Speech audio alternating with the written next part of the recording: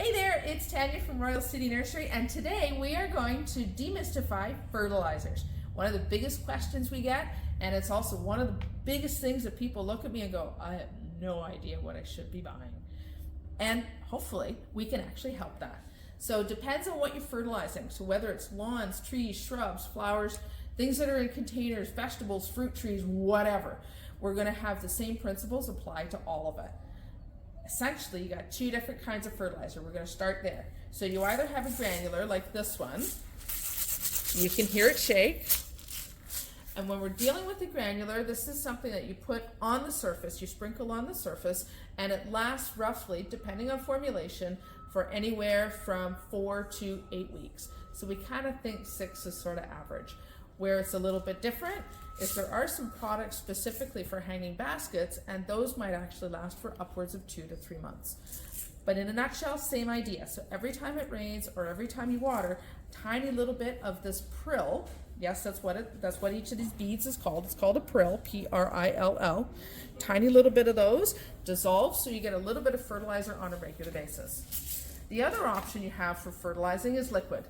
So if it's not liquid, so this one you mix in water and water with, or you have a powder that you, a water-soluble powder that you mix in water and water with. Both of those are pretty much identical. And because they're in liquid form, it's in a form that the plant can actually take up right now. So for containers, annuals, flowers, for anything you want absolutely immediate, you need to be doing liquids. When we think about time of year, you want to do liquids in spring and early summer, so from April to usually middle July at the outside latest. Granulars you're going to do in spring or in fall. In the case of lawn, a little bit different, but we're going to look at that in a minute.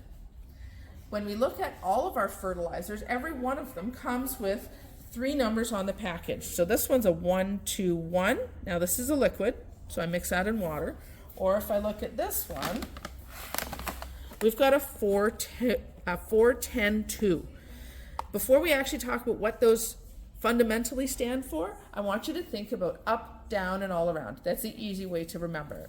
So if we think that first number, that 4, that's for upward growth, or in this case nitrogen, which fosters green leaves and upward growth. The second number, the 10 on this one, is for phosphorus, and that promotes downward growth, so roots, which is awesome for transplanting. That's why I use a bone meal. But it also is really, really good for flowers. So this is also really good to get more of those rose flowers and also get a bigger fruit and vegetable production. So again, phosphorus is downward growth, that's roots and flowers. And then our last number here, the 2, this is potash, and that's for overall disease resistance and health. So if we're really, really not sure, we like that last number because this deals with the whole plant, kind of like taking that whole body approach. And again, when we think about your fertilizing, up, down, and all around. That's the way I want you to think about it. Next thing I want you to do is think about what you're actually trying to do, or what do you need to do for your plant, and then forget what the label says, forget what the photograph says, and start to think about what these numbers actually mean. So when we think about trees and shrubs at this time of year, in April, early May, we want to be getting something with a higher middle number on because we want root growth. If we make the roots happy, the rest of the tree's ultimately going to follow. When we think about lawn, let's take a peek at these guys here. So we carry 2 different steps. There's a step 1 and 2. This one's the spring and summer. If we look at the numbers, it's a 7, 2, 3. A little bit higher in nitrogen, which means it's going to help overall green growth. Really? That's what we want in a lawn at this time of year.